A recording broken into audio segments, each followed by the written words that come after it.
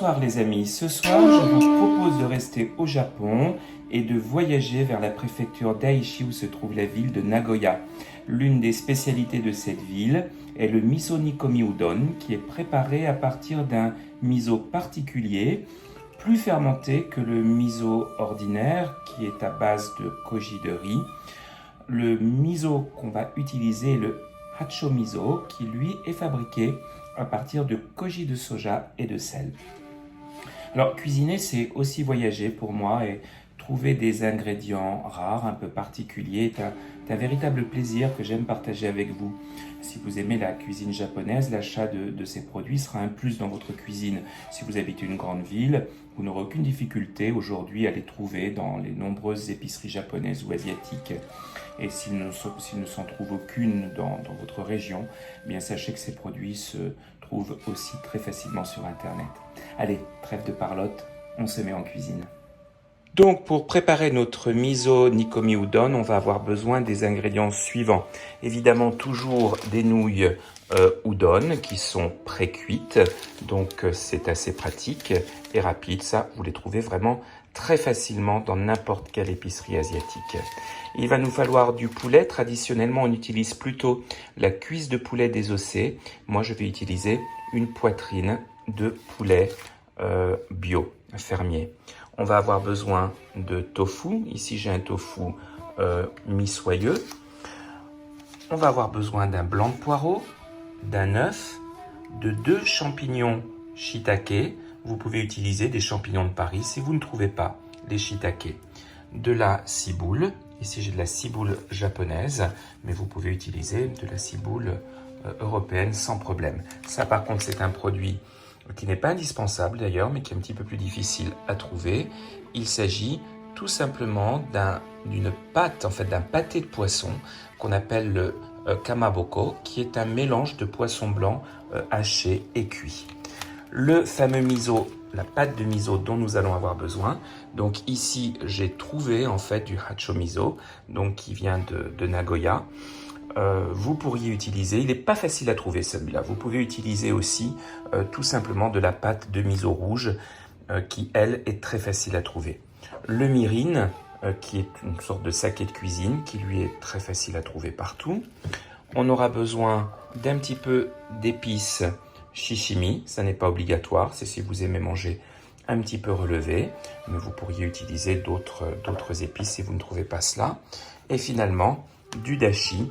Donc ici, de la poudre, du dashi en poudre, qui est donc un mélange de bonite et d'algues, qui est à la base de beaucoup de plats asiatiques. Donc ça vaut la peine de vous le procurer si vous aimez cette cuisine. J'aurai besoin aussi d'un petit peu de sucre en poudre. Traditionnellement au Japon, cette soupe se prépare dans un fettu en terre cuite qu'on appelle le donabe. Moi je n'en ai pas, donc je vais utiliser tout simplement ma cocotte.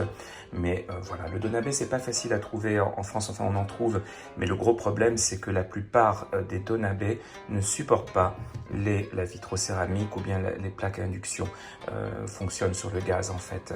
Donc moi j'en ai pas, une cocotte fera l'affaire, une simple casserole. Je vais commencer par couper quelques tranches de tofu et les faire frire dans un peu d'huile végétale.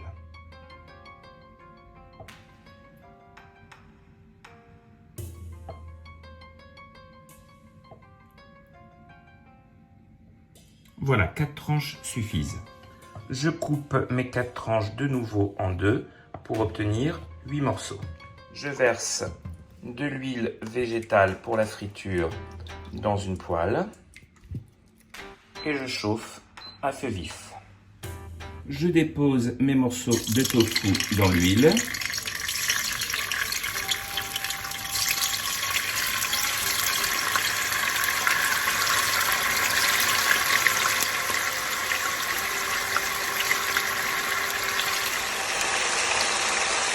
Et je les fais frire quelques minutes à peine. En fait, on va les faire frire jusqu'à ce qu'ils gonflent un petit peu, jusqu'à ce qu'ils soient comme soufflés. Voilà, ils sont presque prêts. Voilà, le tofu est suffisamment frit. À l'aide d'une araignée, je vais les sortir.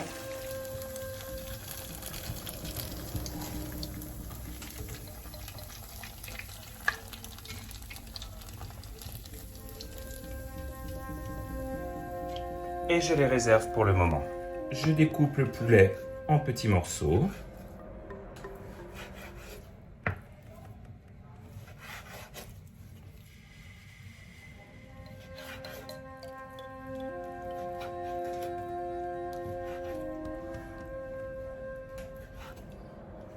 Je vais retirer les pieds des shiitake et ne garder que le chapeau.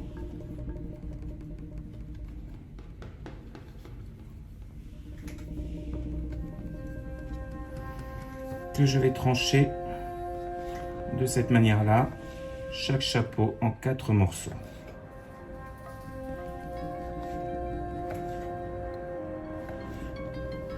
Voilà.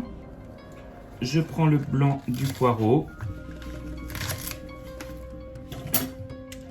et je vais le trancher également de cette façon-là, en longueur, de manière en diagonale en fait.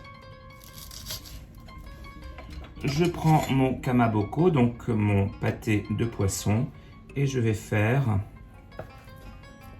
6 tranches assez fines.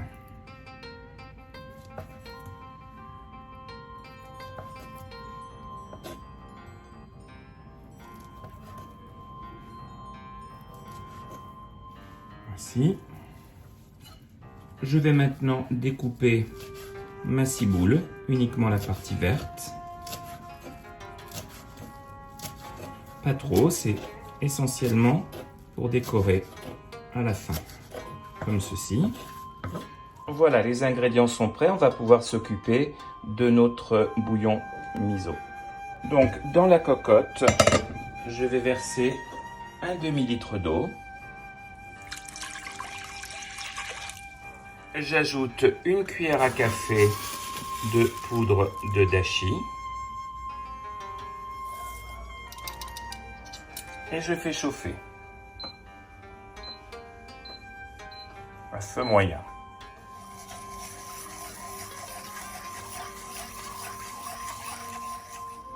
J'ajoute le poulet.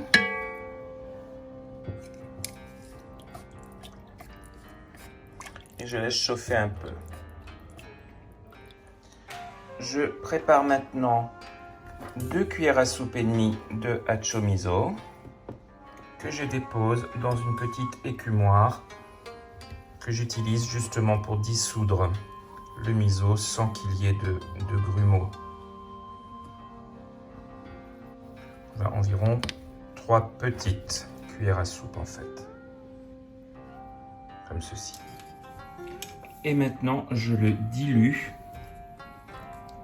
dans mon bouillon de dashi, de cette façon-là, avec des baguettes, en l'écrasant doucement pour le faire passer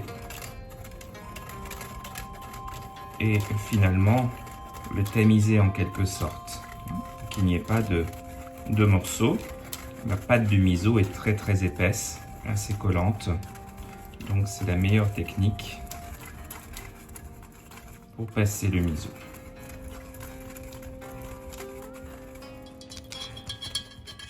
Ça donne un bouillon marron, très sombre. C'est exactement la couleur voulue du plat. Quand le poulet est bien blanc et donc cuit, j'ajoute 2 cuillères à soupe de mirin.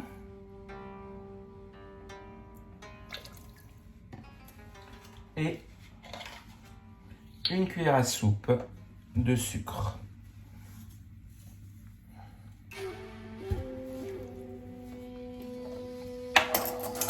Je mélange.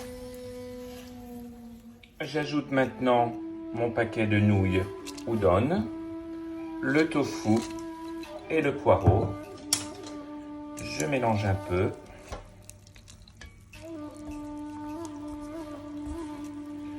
Je sépare un peu les nouilles.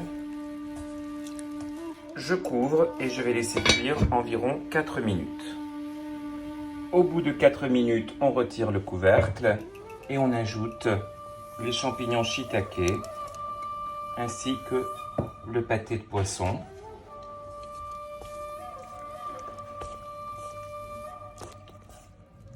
Je casse un œuf au centre, délicatement, et je laisse cuire à découvert pendant encore 2 minutes.